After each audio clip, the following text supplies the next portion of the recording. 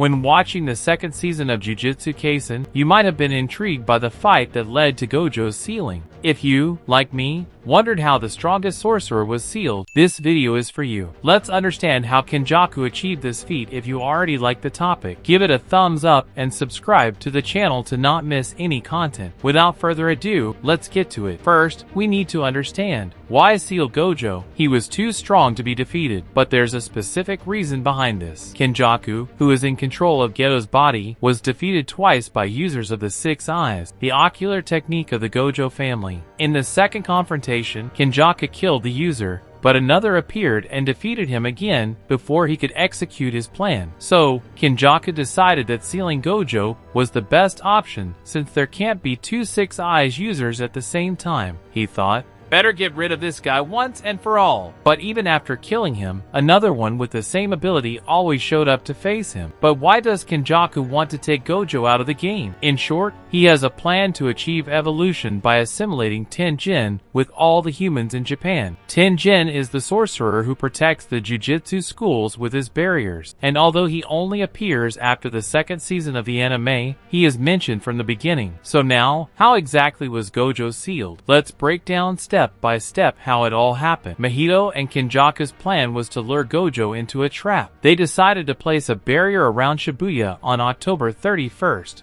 2018, strategically on Halloween when there are a lot of people around. This barrier trapped only the civilians, making them hostages to the curses. Part of the population stayed on the surface, while another part was sucked into the station like water down a drain. They really didn't care about human life. Knowing this, Gojo was sent to Shibuya alone to minimize the damage. And we see the classic scene of him walking over the civilians as if it was nothing. Guys, don't worry. I'm here to save you. But he was just passing by. Gojo then encounters Jogo, the guy with a volcano head, Hanami, a woman, to some surprise, and Choso, who manipulates blood. At the beginning of the fight, Jogo and Hanami use domain amplification. Pay close attention here because this is different from the domain expansion we're used to seeing. Domain expansion creates a specific scenario, but domain amplification envelopes the user in a fluid aura, as if surrounded by water. Think of simple barrier techniques as a box or prison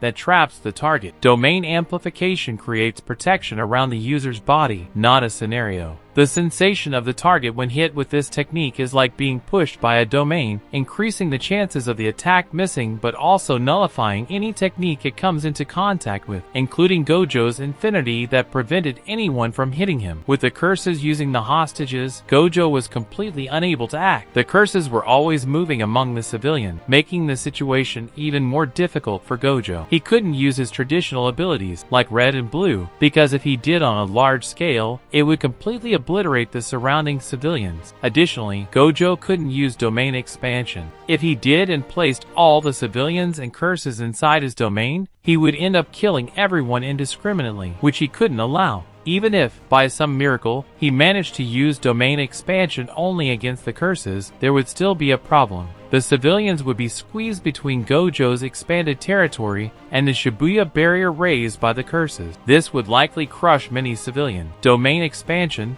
or scenario creation, is a barrier technique that, when activated, physically pushes all the hostages against the Shibuya barrier, crushing many people. Therefore, Gojo couldn't use this ability, as he didn't want the civilians to die. Conversely, the curses also couldn't activate their domain expansion and end up trapping and killing many civilians. If they killed too many people indiscriminately, Gojo would have no other choice but to use his own domain expansion as a last resort to defeat the curses. Kenjaku told the curses they needed to hold Gojo for at least 20 minutes until the seal was ready. This raises the question, why not lure Gojo into the station once the seal was already prepared? Maybe the seal needed those 20 minutes to be prepared and had to be activated as soon as it was ready or shortly after. So, they preferred to lure Gojo to the station first as a guarantee, then start preparing the box. This is just a deduction, as this part wasn't detailed. The fight continues and Gojo decides to deactivate his infinity technique, which protects his body,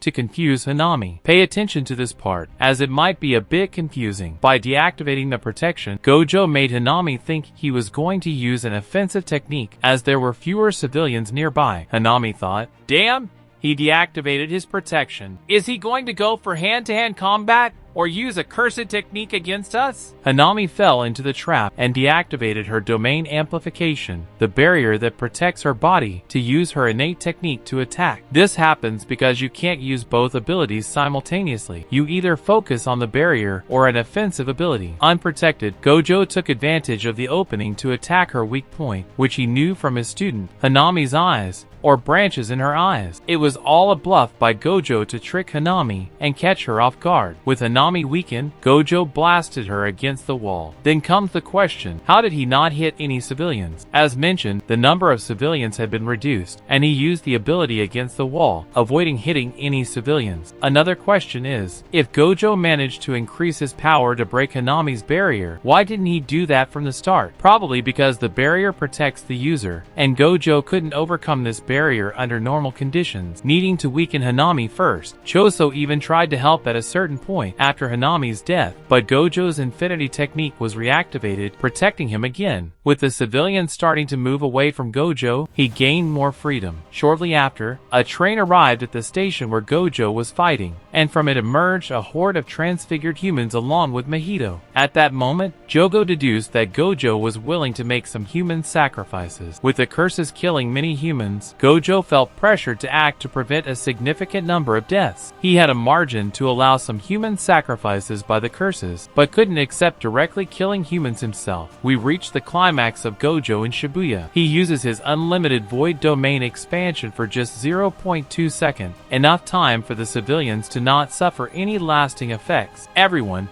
including the transfigured, absorbs an amount of information equivalent to 6 months. They stand unconscious, and after 2 months, they could return to normal life. This was the sacrifice Gojo was willing to make. When Gojo activated his domain expansion, everyone around panicked, thinking he was going to cause mass destruction. But he kept it active for only 0.2 seconds. After that, everyone stood still, unconscious. He then used the next 299 seconds to eliminate about 1,000 transfigured humans. At that moment, Kenjaku appears and throws the Prison Realm cube near Gojo, starting the sealing process. What is the Prison Realm? It's a living barrier made from the remains of the Buddhist monk Jinshin. There's nothing it can't seal. For the sealing to work, Gojo needed to be within a 4-meter radius of the cube for 1 minute. The curses panicked, thinking it was impossible to keep the seal near Gojo for a whole minute. But there's an explanation. This minute isn't literal. It's a minute that passes in Gojo's mind. When Kenjaku appeared, using Suguru Geto's original body, Gojo was in shock. He remembered killing Geto a year ago and couldn't understand how he was there. The sight of Geto alive paralyzed Gojo, making him mentally relive the last 3 years he spent with Geto. This state of shock made a minute pass in his mind, allowing the sealing to occur. Kenjaku mentioned that Gojo would be freed after 100